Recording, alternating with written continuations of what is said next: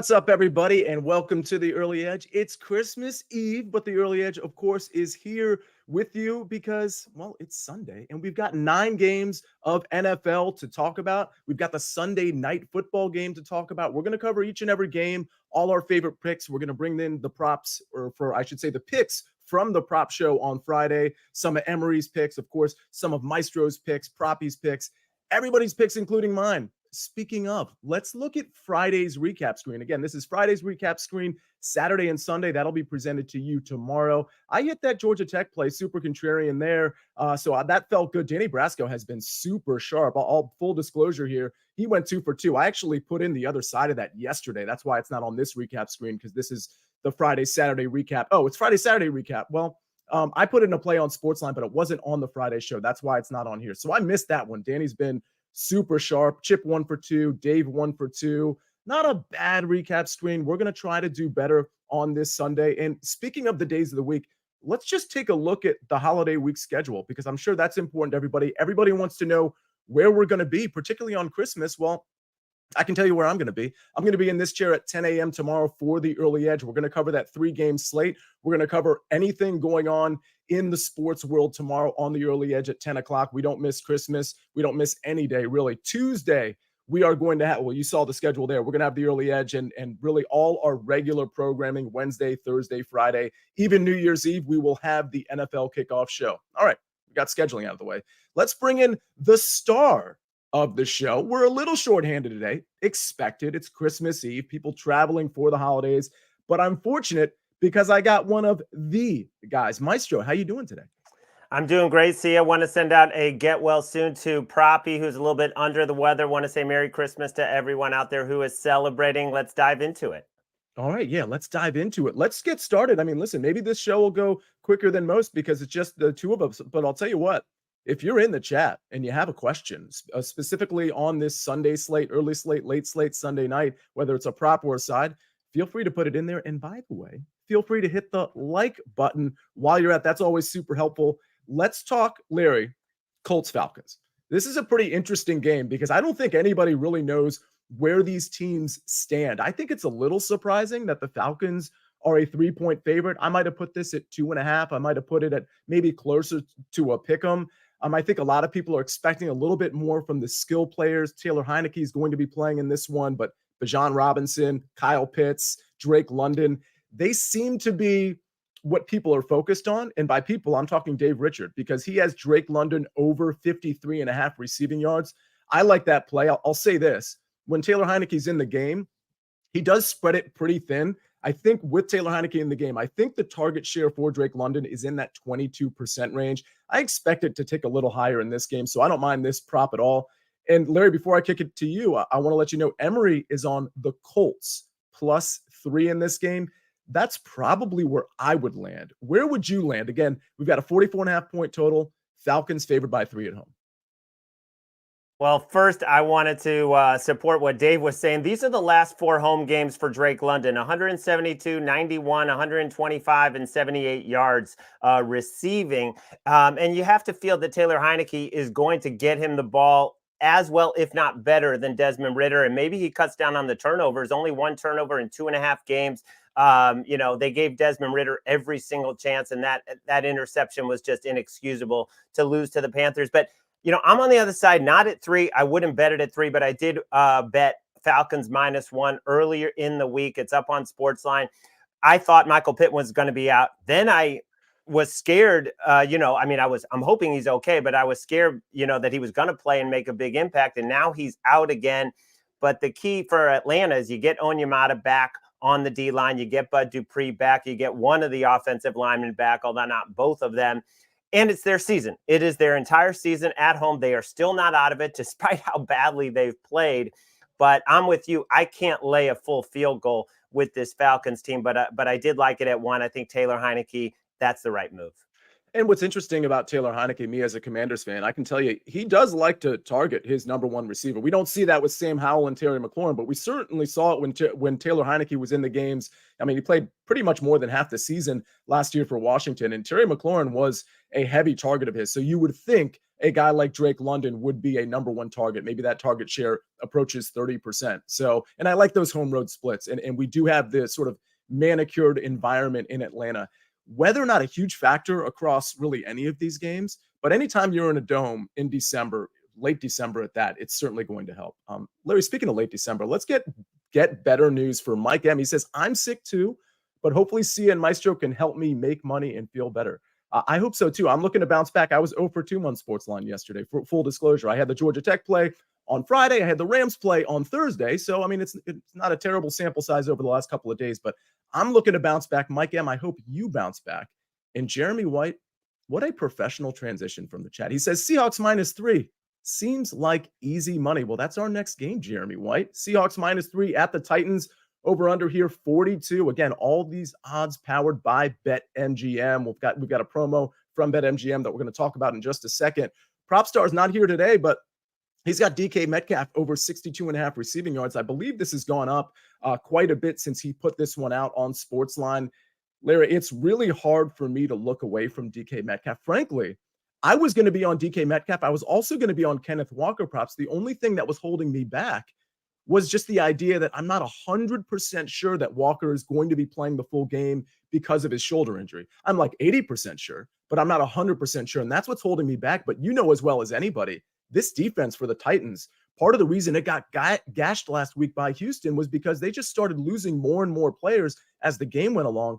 I don't see how Jeremy is wrong here. Tell me Jeremy's wrong.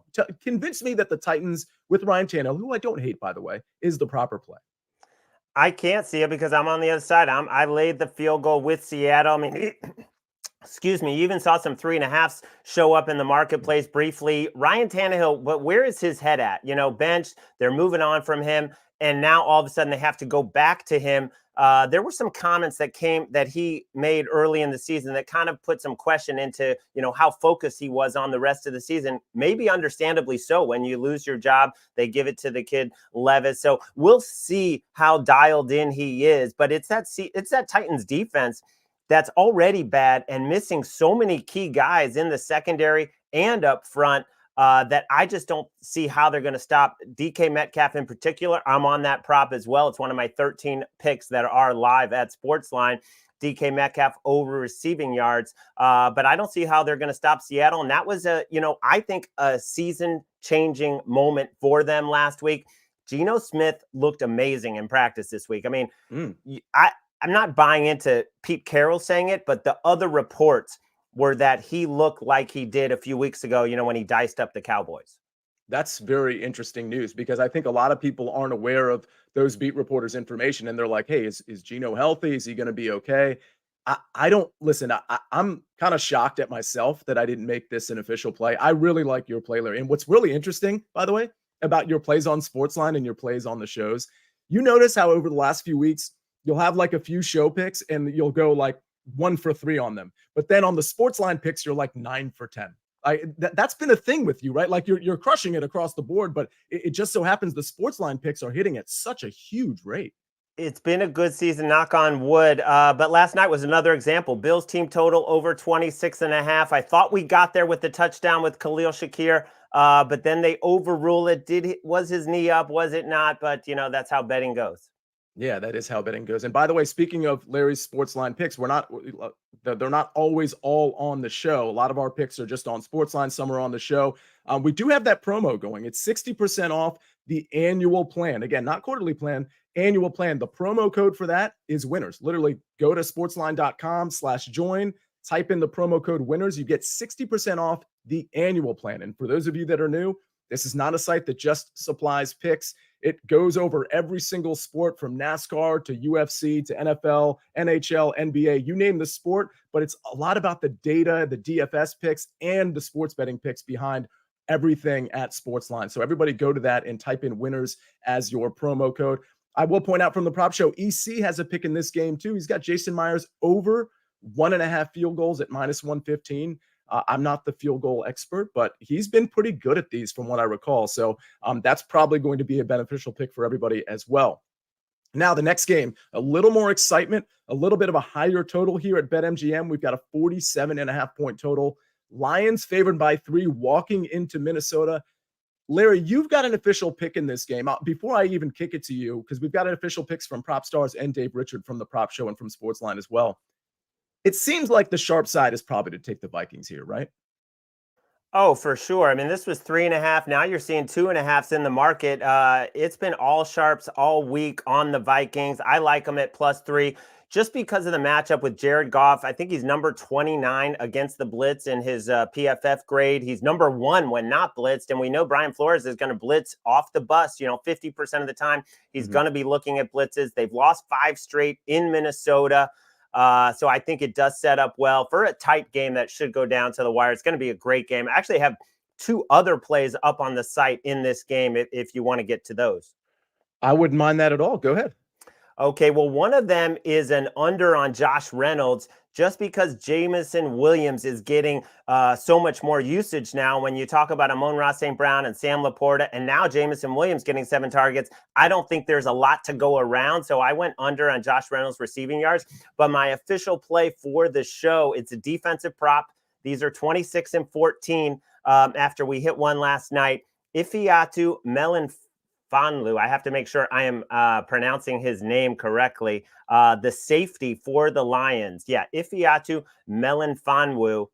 He's made 2 starts. This is his 3rd start. They benched Tracy Walker, CJ Gardner-Johnson, almost ready to come back, but not quite. So this might be this kid's last chance to start for the Lions, and I think he's going to take full advantage. He was awesome last week against the Broncos with 9 tackles. He also had a strip sack and a fumble. And Aaron Glenn said because he's a former corner and he can cover like he does, he's also very tough in the box tackling. That's what he loves about him, because he likes his safeties to actually have corner experience, because he wants them to be able to cover 97% of the snaps the last 2 weeks is what his floor has been. So basically he's on the field every play. I just love this play, over 4.5 combined tackles. His 2 starts, his first start was 4 tackles against the Bears, but understandably his first start ever, a guy that mainly played special teams. His second start, he was awesome last week against Denver. Let's get 5 combined tackles. I love that. That seems super, super sharp. Love the analysis there. By the way, Nathan Henry, you said you guys still on Colts +1. I'm not sure where you're getting the Colts +1. I'm sure there's somebody on SportsLine that may have that. You mentioned it rose to 2.5. I guess he got here late. Because we covered that game already, and Larry actually had it already on SportsLine. He had the Falcons actually -1. Correct me if I'm wrong there. So he's nodding his head. So yeah, maybe there's some people on the Colts. I don't know who you guys are, but I know Larry just covered the fact that he got the Falcons -1 when it was -1. He thinks -3 is probably a little too rich, so he probably lays off it at that point. By the way, I think Jameson Williams is a sneaky play in DFS. For those of you, I mean, he got 7 targets last week. He's a guy that we know can make a house call. As far as a low-end option in a game that's probably going to have a lot of points, Jameson Williams may be your guy in DFS. And by the way, speaking of points, Justin Jefferson is Prop Stars pick, over 83.5 receiving yards at -115. That probably requires very little explanation. Nick Mullins does sling it around a little bit, and this Detroit secondary can be exposed for sure. Dave's pick, Justin Jefferson, over 6.5 receptions at +105. I think we can move on. Trying to monitor questions in the chat. I think I've covered a lot of them. Commanders, my Commanders at the Jets. Ooh, this one. Take a breath, folks. It's Jets -3. We've got a total of 37. You hear the excitement in my voice, or the lack thereof. Listen, I think this game does have some prop potential. I wouldn't be touching a side. I don't know how anybody possibly could. RJ is on the under here. I get that. He had it at 37.5. It's currently 37. So he's on the right side of that shift. I will say this, Larry. I do have an official pick that I just put on SportsLine about an hour and a half ago. I like Breece Hall. Over 46.5 rushing yards at -132. Listen, if you're looking at box scores, you are looking at this screen and you're looking at me specifically like this dude doesn't know what he's talking about, because the box scores show Breece Hall hasn't hit this rushing total since November 6th. That's 6 weeks ago, maybe 7 weeks ago. And frankly, even before that, he wasn't hitting these rushing totals very often. However, there is a caveat, right? He gets to play the Washington Commanders. And I think Breece Hall, if you look at his rushing attempt total, it's 12.5, juiced slightly to the over. So we're looking at 12 to 13 carries for the number 1 running back against the Washington Commanders. I don't care what the number 1 running back's name is. as long as I get to finish the sentence with against the Washington Commanders, and I know that at 12 or 13 carries, I only need to average just under 4 yards per carry, I'm going to take that pretty much every time. I don't care what the last 6 weeks have told us. So if you want to take his rushing and receiving total, I kind of get that, but I'm just going to lean in on the rushing here at 46.5 rushing yards. Again, another guy I like in DFS. Larry, before we get off of this game and we go to Packers at the Panthers, any comments on this game whatsoever? Yeah, well, I must be a bad father because this is the first NFL game that I am taking my 8-year-old son to. I'm heading to the MetLife Stadium as soon as we're done. And I told my son, don't worry, we'll probably miss part of the first quarter. You won't miss any scoring. I mean, this is such a bad game. But I do like the Jets to win it outright, even with Trevor Siemian, who making his first start, the fourth quarterback for the Jets, because of the Jets D-line against the Commanders O-line. Won't have left tackle Leno, won't have the starting center Larson. They were already depleted up front. This Jets defense has to have a monster day. I mean, they lead the league.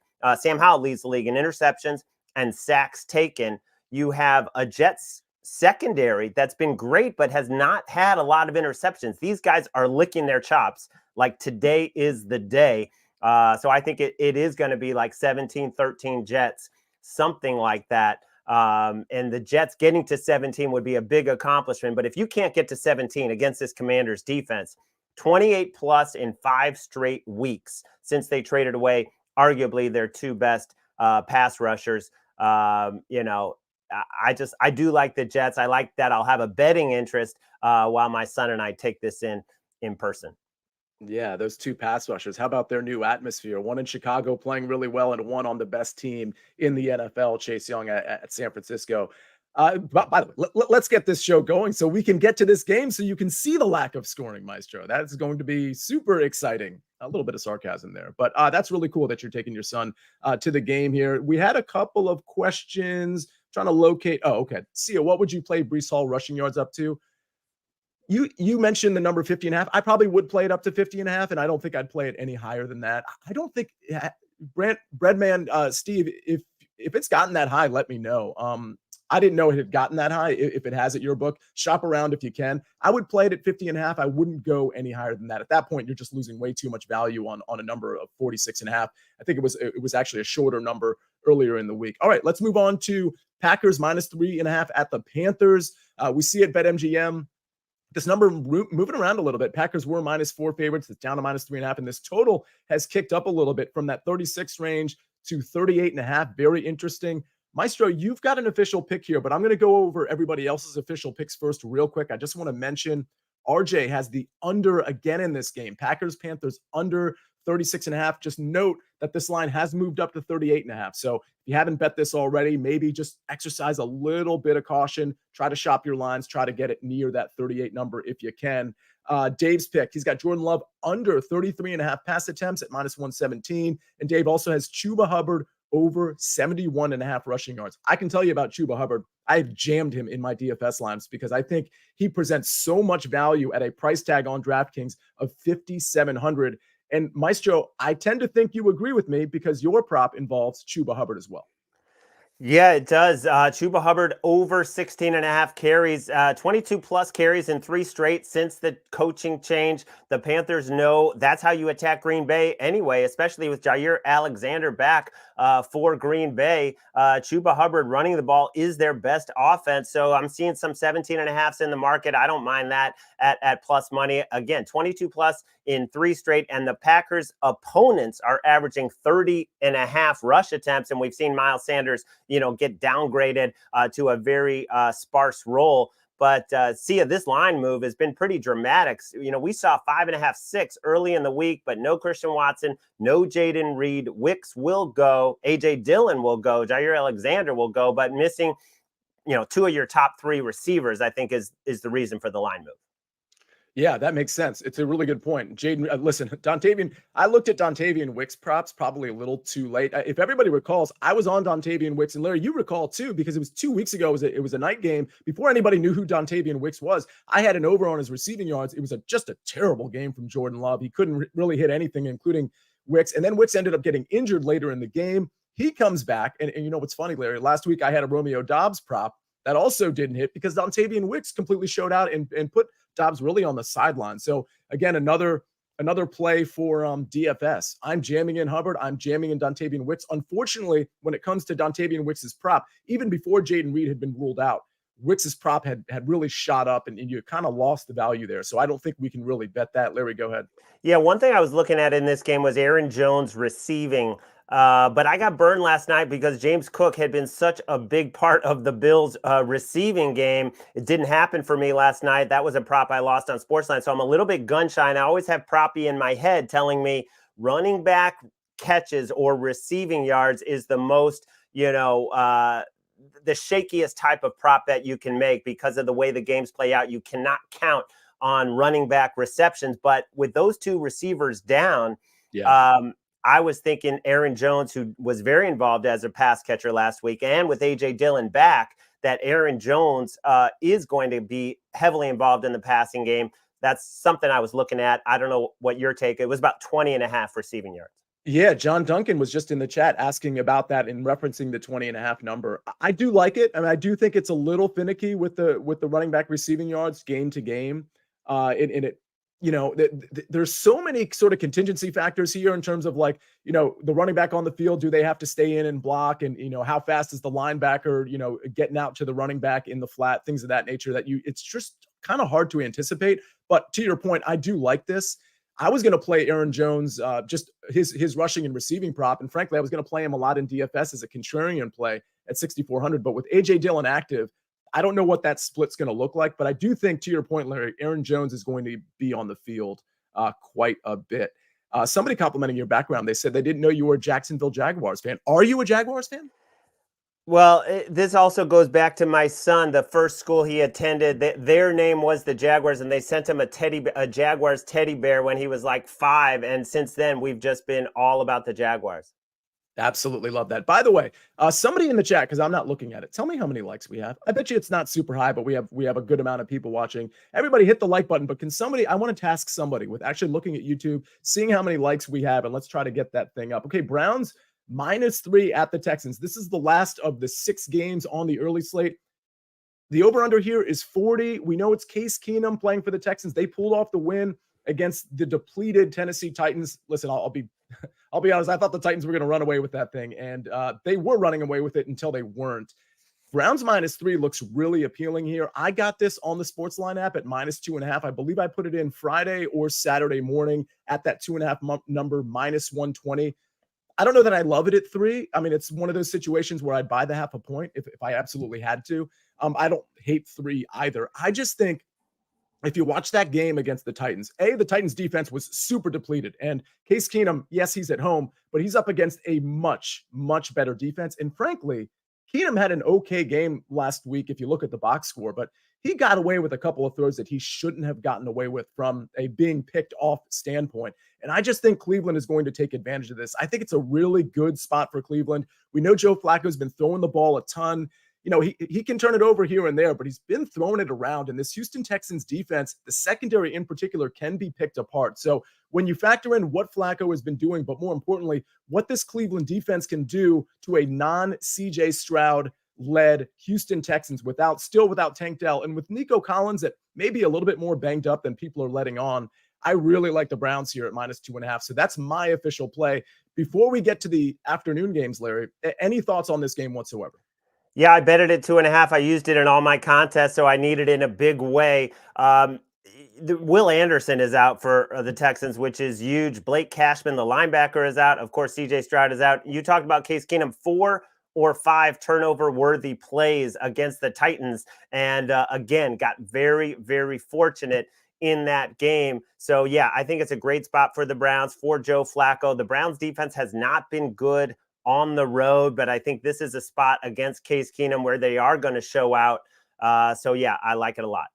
All right. You know what I like a lot is the BetMGM 7 days of parlays. They're on day 7 right now, which is the NFL SGP boost, which of course you'd anticipate on a day full of football. BetMGM is getting into the holiday spirit with 7 days of parlays.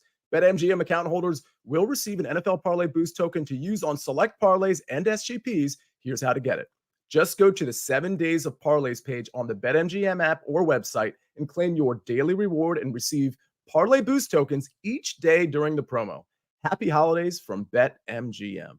All right, Larry, we go to the afternoon slate. A game that I actually think is pretty interesting. First of all, from a playoff standpoint, we got the Jaguars -1 at the Buccaneers. Total is 43. We're seeing so much good from Baker Mayfield, so much so that I believe he and Tampa are in sort of contract negotiations, maybe to get him extended. He's playing well. This Jaguars defense is vulnerable. With that said, we do have 2 official picks here, one on the other side, one on each side, I should say. EC's got Calvin Ridley over 55.5 receiving yards. This one makes sense, right? Because Zay Jones is out. We know Christian Kirk out for the year. So Ridley probably going to be the guy. I think Ridley and Evan Ingram. What's interesting is I believe Evan Ingram's prop is 1 yard short of Calvin Ridley's 54.5 at most books. So keep that in mind. Both of those guys should flourish. And I really like Evan Ingram from maybe a receptions and catches standpoint. Maybe in a live bet scenario, if he doesn't get much early, I would be hammering Evan Ingram. The other official play we have is from PropStars, Rachaad White under 72.5 rushing yards. And that's probably because the way to attack this Jaguars defense is through the air, not through the running game. Rachaad White has shown better efficiency, but that's a pretty high number, 72.5. I don't have an official play on this, Larry. I think I would lean. I've been going back and forth because I think the Jaguars are probably the better team. They are going to have Trevor Lawrence. I think I would lean on the Jaguars, even though I'm not a Jaguars guy. This is a tough line. It's probably part of the reason I'm staying away from it. Yeah. Is Trevor Lawrence fully healthy? Because he has just not been the same quarterback the last 3 weeks with his decision-making and his turnovers. But that's a great number that EC got because Ridley is up to 61.5 at a lot of books. I like Ridley catches. I mean, this guy's 33 targets the last 3 weeks. Zay Jones not expected to play. They really don't throw it to a lot of other guys, Parker Washington. But I think against the Bucs, which is obviously a pass funnel defense, they give up the second most receiving yards in the league, that Ridley will be peppered with targets. So, on the spread, I would lean Bucs just because I'm not sure Trevor Lawrence is going to play that clean game. And Baker Mayfield is playing very, very well against a subpar Jags pass defense. Yeah, fair enough. I think we can move on in that one. If you have any questions about that game, let us know. By the way, thanks for the update, Chris Kish and others. I believe we're in like 170 likes range. I hate to belabor the point. I mean, to me, Larry, like at a certain threshold, like if we have 700 people watching, which I'm looking now, we have a 700-ish, little over 700 watching right now, and we only have like less than 200 likes. I personally take it as like kind of like a personal insult, like, oh, they must not like this show very much. So I know you guys are watching for a reason. So let's at least try to get this thing over, I don't know, 250 or so. All right, let's go to Cardinals at the Bears. It's a 42-point total. Bears favored by 4 here at BetMGM. Maestro, you got an official pick here, and I don't hate it. This is the direction I would go as well. What you got? Yeah, I'm going to lay the points with the Bears. They've just been playing great ball the last 5 weeks, the second best defense behind the Dolphins in EPA per play. And the Cardinals, excellent at running the ball, number 7 with James Conner and Kyler Murray. But the Bears have the number 1 rush defense, so I think they're going to shut that down. Kyler Murray has just been so-so in terms of his passing. He will not have Marquise Brown. And, Matt Eberflus coaching for his job. The effort still seems to be there for the Bears. If Darnell Mooney could catch, they would be riding high right now and still think they had a shot at the playoffs. And Justin Fields is playing for his career as well. This is an unbelievable matchup for Justin Fields. Second highest passer rating allowed is what the Cardinals are giving up. I think it's the Commanders are the only worst pass defense. So if Justin Fields cannot have a good game today, it's over for him. Yeah, I didn't appreciate the shot at the Commanders, by the way. Sorry about that. Yeah, very, very, very understandable.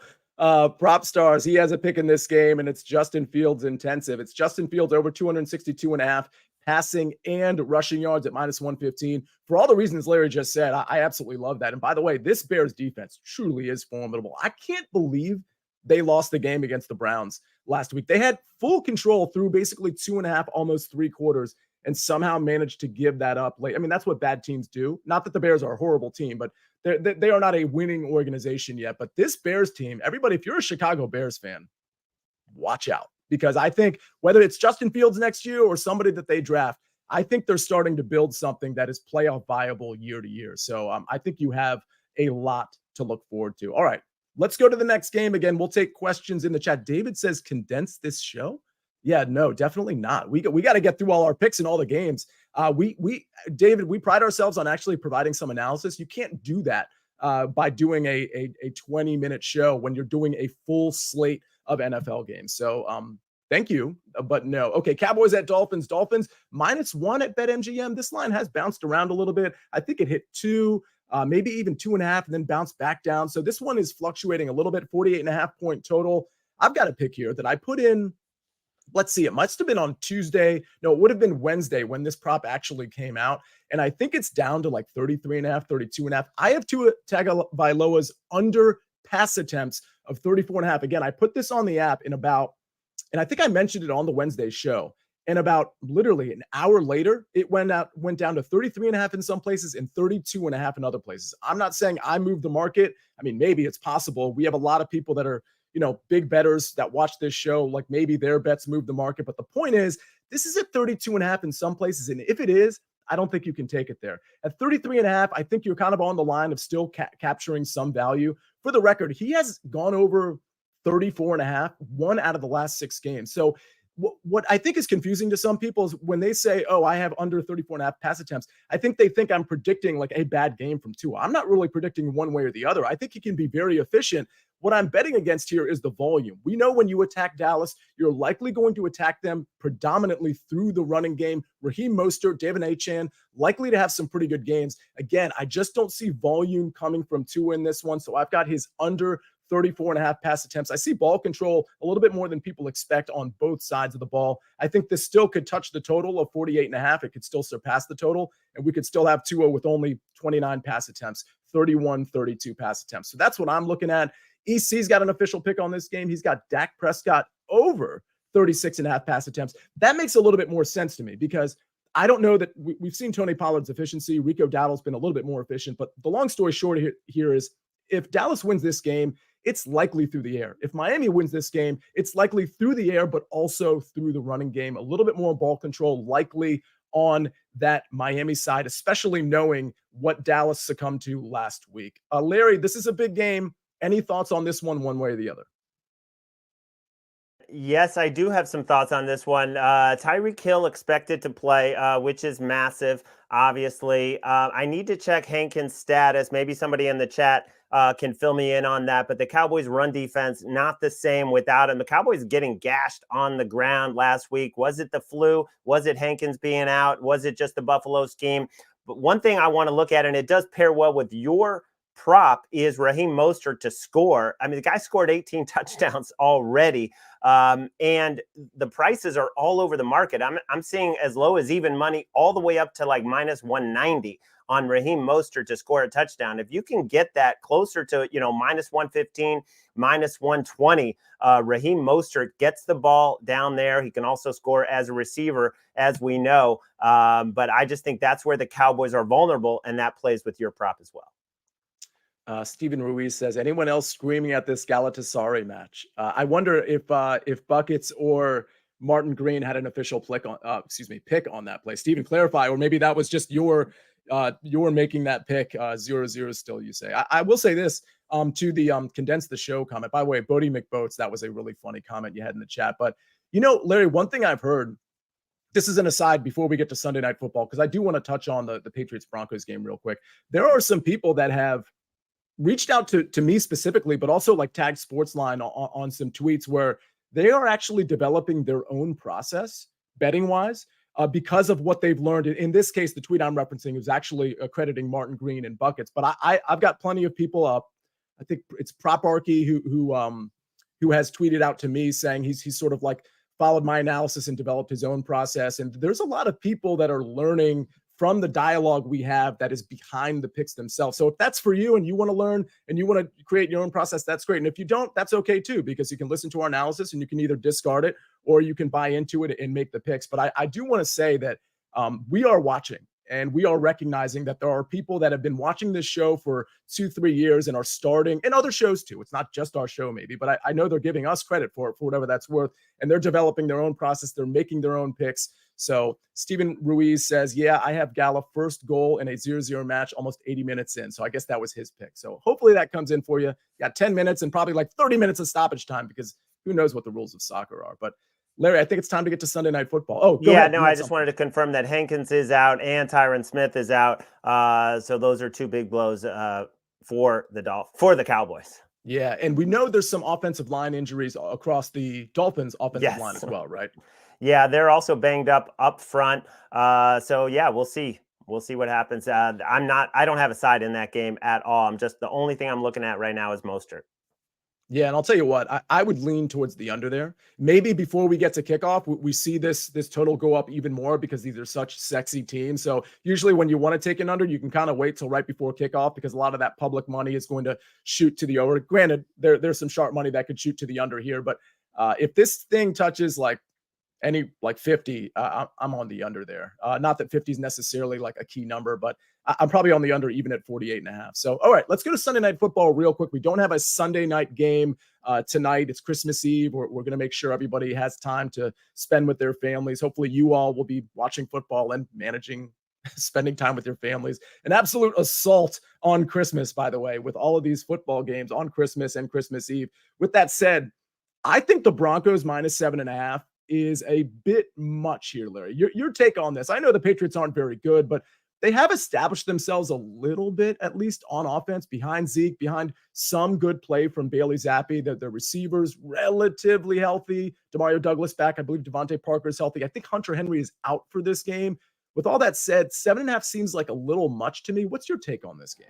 Yeah, I laid it under a touchdown. I wouldn't touch it at 7 or higher. You know, Bailey Zappi lost a couple O linemen in the middle of that game last week, and then he just cratered. You know, he completely collapsed. The Broncos are not a team you usually want to lay points with, but I just think at home, they're on extra rest, that defense is going to make some plays, going to force some turnovers, and should be the difference in the game. But yeah, it's gotten out of hand right now at 7.5. Yeah, 7.5, probably a little too much. I agree with you. If this thing was 6.5, where it drops down to 7, and you can maybe, again, I keep talking about buying half points. I don't usually do that, but in this particular context, with such a low total of 36.5, if I could somehow get this number to 6.5 at reasonable juice, I would absolutely do that. I agree with that. That hook is really important. All right, I think that's it. Other than on this Sunday Night Football, we do have an official pick from Dave. He's got Russell Wilson over 203.5 passing yards against this Patriots secondary. So interesting play there. That's even money, plus 100. So that's Dave's official pick on this game. Larry, I know you have something to say. If we have more official picks on this game, of course, they will be on SportsLine. So keep that in mind. We still have time to sort of analyze this game as we go through the day. Larry, go ahead. You know, I like that play just because the Patriots are number one against the run, and it's very difficult to run against them. So yeah, I like that play a lot. Absolutely. Maybe if Jerry Jeudy can catch a ball, that would be a thing that would help that over. Let's hope that happens. All right, let's look at our best bets before we get Larry out to that Jets Commanders game. He's going there on purpose, everybody. All right, Sia Nejad, that's me. I've got Tua's under 34.5 pass attempts. I think this is playable at 33.5. I would lay off at 32.5. I've got the Browns minus 2.5 in Houston, and I've got Breece Hall over 46.5 rushing yards at minus 132. Larry, let's hear your 3 official plays. I know you have plenty more on SportsLine. Let's hear your official plays. Yeah, no, I love those 3 from you. See, I'm going to ride the Bears. They've been good to me the last several weeks. They've just been a different team when healthy, and since they got Montez Sweat, Chuba Hubbard has been the offense for Carolina, 22-plus carries in 3 straight against a Packers defense that you want to run against. And then Ifeatu Melifonwu, the safety, making maybe his last start because C.J. Gardner-Johnson apparently about to return for the Lions. 9 tackles last week. Let's get him to 5 this week.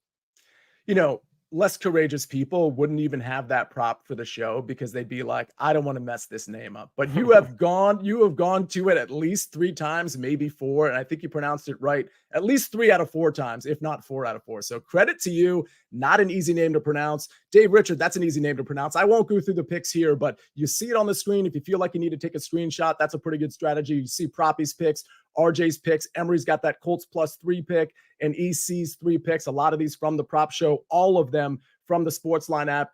Speaking of SportsLine, speaking of the early edge, let's take a look at the weekly holiday schedule one more time, because I know I'm going to be seeing all of you tomorrow at 10 in the morning. Christmas Day, the early edge is here. We'll talk NFL and anything else going on in the sports world at 10 a.m. tomorrow on the early edge. Tuesday, you see the schedule here. We got the NFL weekly preview. That's happening on Tuesday at 4 o'clock like it always does. You see the early edge every single day here. And of course, Friday, the prop show. This is going to be a regular week for everybody consuming early edge content.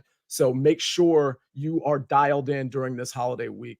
I think that's going to cover it, everybody. We're getting out at least 10 to 15 minutes early. I think I've covered all of the questions here. Larry, I want you to have a great time at the game. Everybody, we'll see you here tomorrow. On behalf of Jake the Snake, who have put all those amazing graphics together and is running this show so well, on behalf of the Maestro, on behalf of the Commanders beating the Jets. Actually, I don't even want that to happen. I want a higher draft pick, Larry. You guys can go ahead and win this one. I am the counselor. This is the Early Edge Kickoff Show. We rest our case.